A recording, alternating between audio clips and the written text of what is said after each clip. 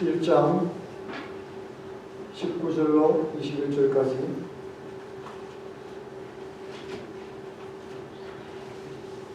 우리 짧은 세 절이니까 함께 한번 읽어보도록 하겠습니다. 이에 그 두 사람이 행하여 베들레헴에서 이르니라. 베들레헴에 이르기에 온 성읍이 그를 위하여 뛰고 말하라 하시니라. 이는 전능자가 나를 심히 괴롭게 하셨습니다. 내가 인도에 나갔더니 여호와께서 나로 위로 돌아오게 하셨습니다. 여호와께서 나를 징벌하셨고 전능자가 나를 괴롭게 하셨거늘 내가 어찌 나를 나오게 하시느냐 하니라. 아멘.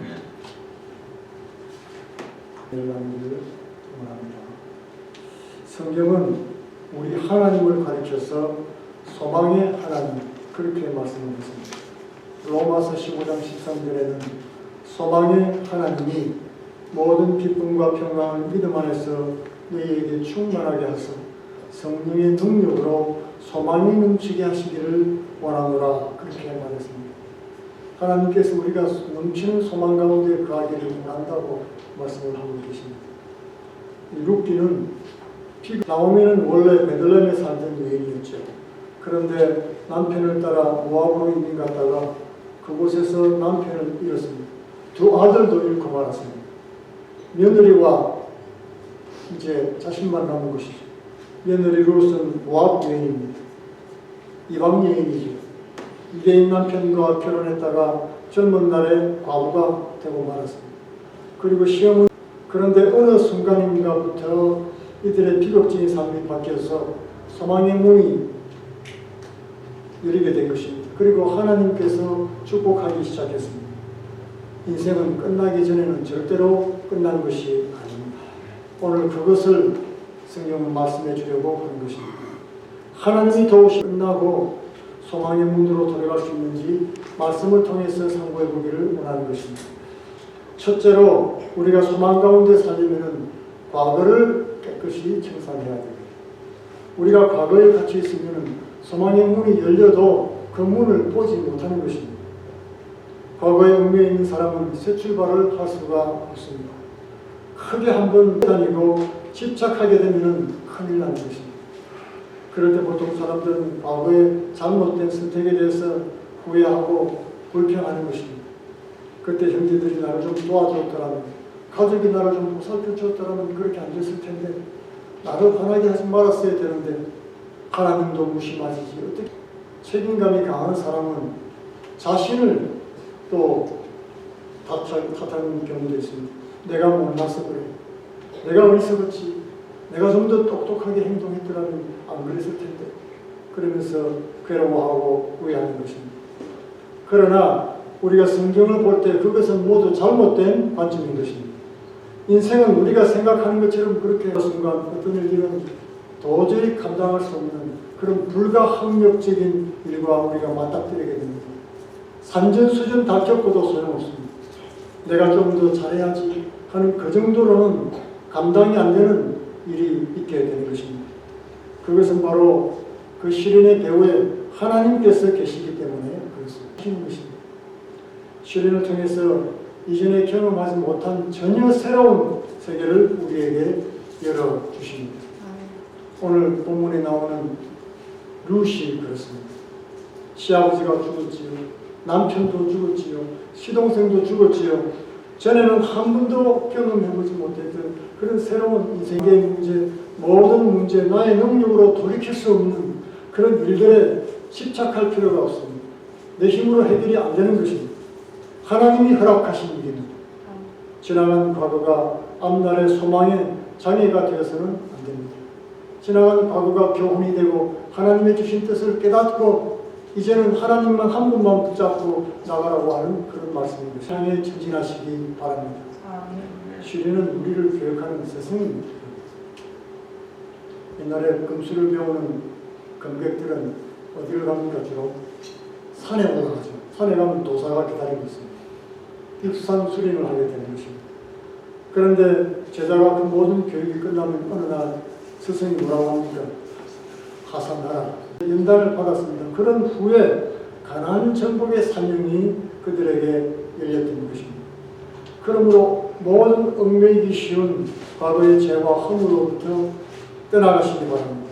아멘. 과거로부터 발목이 잡혀서 얽매이고 져서는 안 된다고 성경은 강조하고 있습니다. 두 번째로는 믿음, 새로운 삶을 살기 위해서 선택을 하게 되는데 이 선택이 굉장히 중요합니다. 성경에 오늘 읽지는 않았습니다만 루스의 동서가 되는 로르바는 그의 고향으로 돌아갔습니다. 시어머니가 이제 돌아가라, 소망이 없으니까 거기 가서 다른 젊은, 그러나 오늘 성경의 루스를 보면 시어머니를 쫓아가기로 선택한 것입니다. 시어머니의 고향, 시어머니의 백성, 시어머니의 하나님 여호와를 믿는 믿음의 길을 선택했습니다. 선택은 우리 미래를 결정하죠. 루스는 여호와 하나님을 선택을 하고 소망의 문을 두드렸던 것입니다. 하나님께 소망을 두었다는 말입니다. 우리 소망하면 굉장히 좋게 생각을 하지 않습니까? 우리가 믿음 안에 살기 때문에 그런 것입니다. 세상 사람들은 소망이란 말을 잘 사용하지 않죠. 역사적으로 볼 때 그리스 비극 시인이었던 소포클레스라는 사람은 소망을, 슬픔을 가중시키는 인간의 최대 약점이다. 소망하고 살수록 슬프다는 게 하지만 보잘것없는 저녁 식사다. 그렇게 표현했습니다. 처음에는 좋아 보이죠. 소망을 가지고 들떠서 꿈 얘기를 하면은 마음에 희망이 솟아오릅니다. 그러나 결국 나중에는 보잘것없다는 그런 뜻입니다. 벤자민 프랭클린이라는 사람은 소망으로 사는 사람은 금식하다 죽을 것이다. 이 말은 뭐냐면 소망은 실체가 없는 환상이고 거짓된 약속이다. 그렇게 생각을 했던 것입니다. 세상 사람들의 관점입니다. 얼마나 많은 사람들이 부질없는 소망 가운데 살다가 죽었습니다. 사실이죠. 그러나 신학자 폴 틸레이는 뿌리 없는 거짓 소망과 예수님의 비유에도 나오지 않습니까? 농부가 씨를 뿌려서 경작을 하면 때가 되면 추수를 하게 되는 것입니다. 바로 소망은 바라는 것들에 대한 씨와 같은 인재라는 것입니다. 믿음은 바라는 것들의 실상이라는 말씀 있지 않습니까?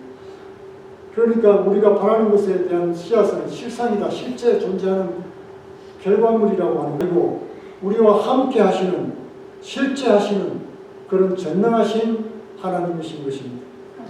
그러므로 우리의 소망은 절대로 헛되지 않다 하는 것입니다. 우상도 아닙니다. 물질도 아닙니다. 사람도 아닙니다. 하나님께 연결된 소망이기 때문에 그렇습니다. 하나님을 믿고 소망하는 사람은 누구십니까? 룻은 하나님을 선택했습니다. 믿음의 길을 선택한 것입니다. 룻은 자신의 인생을 사람이 아닌 하나님께 맡기기로 선택했습니다. 보아스가 룻의 얘기를 들었습니다. 룻이 하나님의 보호를 받기 위해서 베들레헴에 왔다는 사실을 듣고 알게 됐죠. 온 베들레헴에 이제 소문이 났습니다. 하지 않고 시어머니를 쫓아 하나님을 믿고 믿음 안에 들어오기로 했다더라. 그런 소문들이 모든 사람들이 듣고 롯의 믿음을 이제 인정하게 됐던 것입니다. 사랑과 믿음은 감출 수가 없습니다. 어느 군종이 군에 입대를 했습니다. 군종 아시죠? 예, 군에도 기독교 나오라고 합니다. 그런 다음에 이번 주 일요일에 아무도 교회 가지 말아라. 그렇게 다짐을 받고 경고를 했습니다. 만약에 명령을 어기면 매타작이 있을 거다. 그렇게 경고를 했던 것입니다. 근데 여러분, 신학교 다니던 사람이 목사 후보가 교회를 안 간다니 말이 되겠습니까? 그리고는 엎드려 붙여가지고 매타작에 들어갔습니다. 여러분, 언제 사회에서 그런 매를 맞아본 적이 있나요? 조폭도 아니고 살벌한 것입니다. 그런 후에 고참이 이렇게 말했습니다. 이제 너희들은 매주 교회에 가도 좋다. 신앙을 위해서 매를 맞을 수가 없습니다. 믿음으로 사는 사람은 하나님께서 인정해 주시고 상 주시겠다고 약속을 해 주신 것입니다. 히브리서 11장 6절에는 믿음이 없이는 하나님을 기쁘시게 못하나니 하나님께 나아가는 자는 반드시 그가 계신 것과 또한 그를 찾는 자들에게 상 주시는 이심을 믿어야 할지니라. 우리가 하나님을 믿고 소망할 때 그는 역전되고 마는 것입니다. 믿음은 기적을 창조하고 모든 것을 역전시키는 능력이라고 할 수 있습니다. 믿음은 모든 조건을 뛰어넘는 그런 능력인 것입니다. 우리의 인생을 새롭게 하고 아름답게 만드는 능력입니다. 예수님을 믿는 믿음은 죄인이 변해서 의인이 되는 그런 능력에 시작하도록 소망의 문을 활짝 열어주는 것입니다. 세 번째로 소망의 문으로 들어간다는 말입니다. 나오미와 룻이 돌아온 것이 베들레헴입니다. 그것은 나오미가 다시 하나님 품으로 돌아왔다는 것을 의미하죠. 떠났던 고향에 돌아온 것입니다. 믿음 생활하다가 믿음 생활 소홀 한 다음에 그 다음에 다시 하나님 안으로 돌아왔다는 것입니다. 이것은 영적으로 먼저 믿던 유대인인 나오미가 하나님 품으로 돌아오고 또 이 나오미를 통해서 전도되었던 룻이 이방인이지 않습니까? 하나님 앞 품에 돌아온 것입니다. 하나님의 백성과 전도된 이방인이 하나님 앞 품에 돌아왔다는 것입니다. 또 예수님은 모리아 산에서 죽임당한 그런 숫양처럼 예루살렘 성문 밖에서 십자가에 돌아가셨습니다. 이 모리아는 예루살렘의 옛 이름이었던 것입니다. 룻은 베들레헴에 들어와서 보아스를 만났습니다. 보아스는 그녀를 구속할 수 있는 구속자라고 성경을 말하고 있습니다. 구속자는 여기 리디무라고 하는 것입니다. 테러리스트들이 사람을 인질로 잡고 무슨 요구합니까? 돈을 요구하죠. 그 돈을 갖다 주면 그 사람 생명을 놓아주는 것입니다. 이걸 속죄이라고 말합니다. 그래서 대속자, 구속자라는 말을 썼던 것입니다. 구세주 예수 하신 것입니다. 룻은 떡을 먹어야 하는 것입니다. 이 생명의 떡은 바로 예수님 자신이고 예수님의 말씀이었던 것입니다. 요한복음 6장 35절에 예수께서 이르시되 나는 생명의 떡이니 내게 오는 자는 결코 줄이지 아니할 터이요 나를 믿는 자는 영원히 목마르지 아니하리라. 이 생명의 떡은 복음의 말씀인 것입니다. 복된 날마다 먹는 것이 우리를 만들어가죠. 건강 음식을 먹으면 우리가 건강하게 되는 것과 마찬가지인 것입니다. 우리가 읽는 것이 우리의 양식이 되는 것입니다. 영혼의 양식입니다. 생명의 말씀을 가까이 하고 소망의 말씀을 읽을 때 우리의 생각과 말이 변하게 되는 것입니다. 복된 말씀을 가능하다는 생각을 하게 되는 것입니다. 이 소망의 말씀을 통해서 우리가 복음의 통로가 되고 이웃이 복을 받게 되는 것입니다. 생명의 떡집에 들어온 룻의 삶은 이제 완전히 바뀌게 됐습니다. 룻을 통해서 다윗이 태어났습니다. 다윗의 후손으로 예수님이 오시게 된 것입니다. 우리도 구원의 문인 것입니다. 이제 그 안으로 깊이 들어오시기 바랍니다. 문 앞에만 계시지 말고 깊숙하게 들어가야 됩니다. 그리고 날마다 생명양식인 하나님 말씀을 드시기 바랍니다. 룻은 베들레헴에 오기 전에 시어머니로부터 베들레헴에 대해서 많이 들었습니다. 그러나 여러분 베들레헴에 대해서 듣는 것하고 제가 이거 자주 말고 읽으세요. 읽고 묵상하시고 감동을 받고 힘을 얻으시기 바랍니다. 그렇게 말씀을 드리겠습니다. 말씀은 펴고 읽고 묵상해야지 우리에게 힘과 능력이 되는 생명양식이 되는 것입니다. 밥을 여러분 차려놓고 날마다 말씀의 떡을 먹을 때 영생천국의 소망 속에서 살아갈 수가 있게 되는 것입니다. 마지막으로 은혜를 사모하는 사람이 소망의 문으로 들어갈 수 있습니다. 우리가 소망스러운 삶, 정말로 기쁘고 복된 삶을 살려면 은혜를 사모해야 됩니다. 자신을 별 볼 일 없이 생각하는 사람은 소망스러운 생각을 가질 수가 없죠. 내가 하나님의 자녀요. 룻은 은혜를 알고 있는 사람이었어요. 이방인이지만 룻이 베들레헴에 왔을 때 이삭을 주우러 나가면서 하나님께 은혜를 구했습니다. 룻기 2장 2절에 보면 모압 여인 룻이 나오미에게 이르되 원하건대 내가 밭으로 가서 내가 누구에게 은혜를 입으면 그를 따라서 이삭을 주겠나이다 하면 하나님의 보위를 은혜라고 말하죠. 은혜는 받을 자격이 없는 사람에게 주는 그런 복인 것입니다. 룻은 하나님이 은혜를 주시면 누군가로부터 은총을 입게 해 주실 것이다. 그런 믿음이 있었습니다. 하나님이 주시는 은혜를 바라고 또 하나님이 주시는 은혜가 사람을 통해서 나아가는 은혜를 받고 소망을 이루게 되는 것입니다. 우리의 노력과 힘만으로는 인생의 승리를 할 수 없습니다. 하나님이 도와주셔야 됩니다. 여러분, 아무리 새해가 와도 내가 올 새해는 하나님 내가 이것도 하고 저것도 하겠습니다. 술도 담배도 끊겠습니다. 결단하겠습니다. 도박장에 안 가겠습니다. 아무리 결단을 해도 내 힘으로는 안 됩니다. 하나님께서 내가 경험해봤기 때문에 너무 잘 은혜를 사모하는 룻은 기도를 통해서 응답을 받았습니다. 은혜를 사모하는 사람의 특징은 겸손해지는 것입니다. 작은 것부터 하나님 앞에 구하고 작은 것에 감사를 드리고 작은 일에 최선을 다해서 충성하는 모습을 볼 수 있습니다. 그 사람들이 생계를 유지하기 위해서 추수밭에 가서 추수를 하다가 실수로 나락 하나 탁 떨어뜨리면 그거 쭉쭉 죽는 거예요. 그걸 주워서 하루 종일 주워서 한 끼 식사하는 것입니다. 하나님은 작은 것 속에서 큰 축복을 예비하십니다. 자꾸 하찮은 것부터 시작해요. 겨자씨 하나부터 시작하는 것입니다. 그것이 큰 나무가 되는 것입니다. 달란트도 2달란트, 1달란트, 5달란트 주지만 나중에는 어떻게 했습니까? 더 많은 것으로 받으라고 축복해주는 모습을 볼 수 있죠.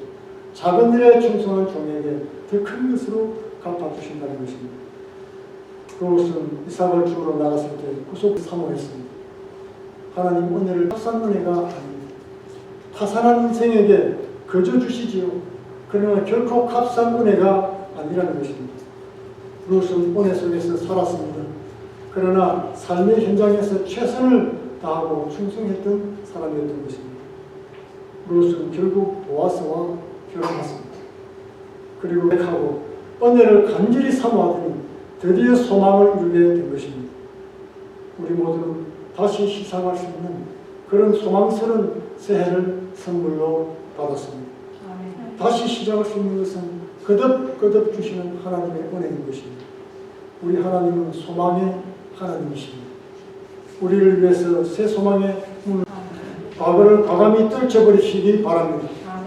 이삭을 주우러 나가는 롯과 같이 겸손히 은혜를 사모하면서 소망의 문으로 들어가는 복된 한 해가 되기를 축원드리겠습니다. 다 같이 기도하겠습니다.